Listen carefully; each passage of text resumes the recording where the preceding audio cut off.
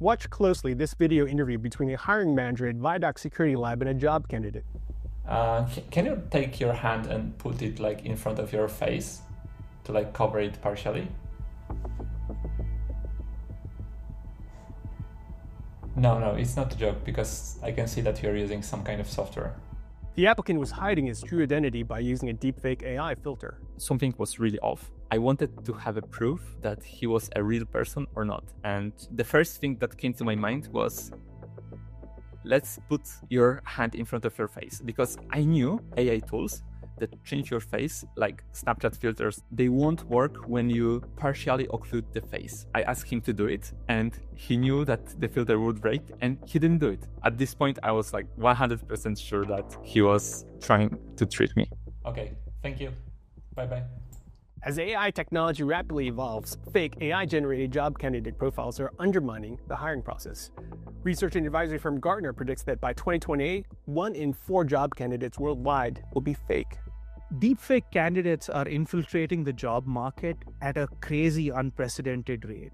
They are real people seeking jobs, but they take on a different persona when they come on screen, and that is enabled by deepfake technology. It's very, very simple. Right now, to deepfake yourself, all you need is either a static image of you and few seconds of audio. So we're seeing the rise of fake candidates taking on jobs in organizations in United States, European Union, and UK. These candidates take on roles using deepfake-powered technology and forged identity documents. This is of huge national security concern for us, and we need to take it seriously. Right now, across multiple job postings, because we are trying to understand the problem more, we're finding that 16.8% of applicants turn out to be fake. What that means is 1 out of every 6 applicants that applies for a job in your company is a fake candidate. They either have a fake resume or a fake LinkedIn profile.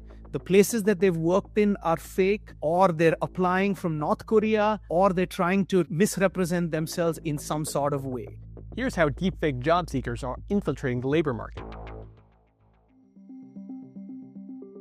The rise of fake job seekers powered by deepfake technology is directly correlated to the rise of remote working, which kicked off during the pandemic. And at that time, we had no option but to work remotely and therefore hire remotely. So on a positive side, it opened up a whole different pool of candidates which was otherwise previously not available to organizations. Now, the negative side of that, then, people could take on a fake persona and take on a job which would otherwise have not been available to them for different reasons, either because they are from sanctioned nations, or because they need sponsorship and visa, or because they were in a different time zone. Although corporate America is gradually returning to pre-pandemic work policies, remote and hybrid job postings remain well above pre-pandemic levels. Companies continue to rely on virtual, non-in-person interviews because A, they can interview a lot of people that are not immediately in the same location. It's easier for scheduling a lot of times. And it is probably true that it's lower cost to have somebody talk virtually than to have them come in person. But the shift to virtual interviews has also opened the door to new risks. Remote jobs unlocked the possibility of tricking companies into hiring fake candidates. This is absolutely a pattern that is linked to remote job trends. And the first thing that these candidates ask about is, am I going to be remote? Let's face it, if you're a fraudulent candidate, you can't show up to the office every day. Approximately 17% of U.S. hiring managers have encountered candidates using deepfake technology during video interviews, according to a survey from software platform Resume Genius. They asked 1,000 hiring managers across the United States.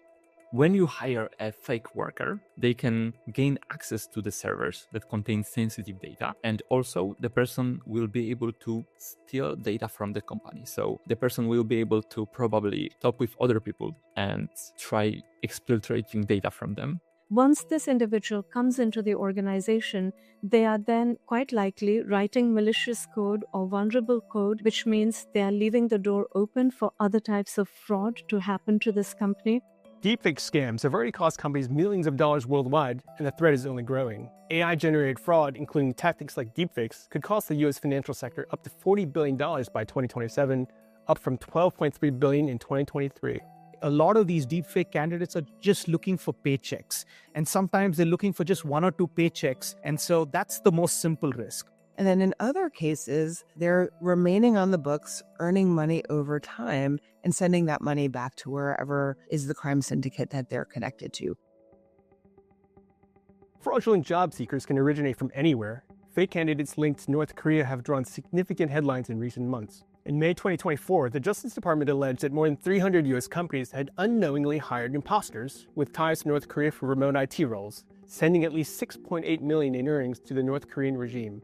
The workers allegedly used stolen American identities to apply for remote jobs and employed virtual networks and other techniques to conceal their true locations.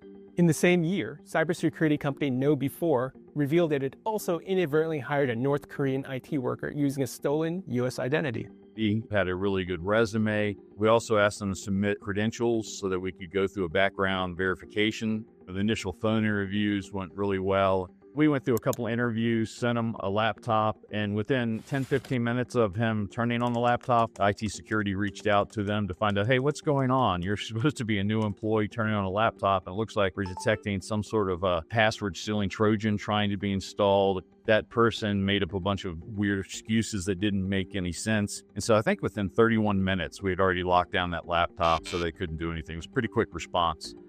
The biggest improvements I worked on was like optimizing the transaction. Voice authentication startup Pindrop Security recently caught a deepfake job candidate they nicknamed Ivan X, who was located in Russia near the North Korean border. So I've been a full-stack engineer for 11 years. In the case of Ivan, he was perpetrating to be from US and in one case in Europe. In both of these cases, he was not in US or Ukraine. When we actually tracked where he was from, he was from Karbush region in Russia, which is very close to North Korea, but it's not yet North Korea. We've identified other deepfake candidates from North Korea itself, but Ivan himself was from that Karbush region. He wasn't from the US like he was perpetrating to be. Pindrop says that of all the candidates it sees, 1 in 343 is linked to North Korea.